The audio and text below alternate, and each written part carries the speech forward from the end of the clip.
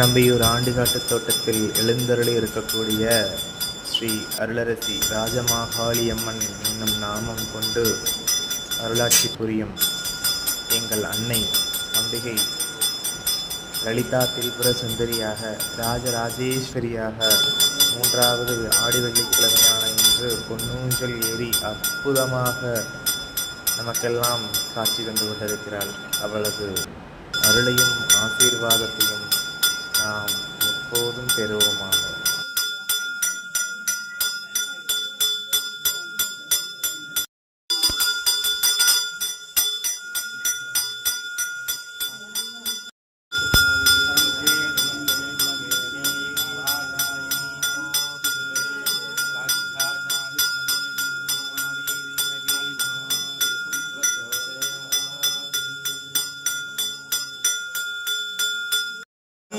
கயிறாக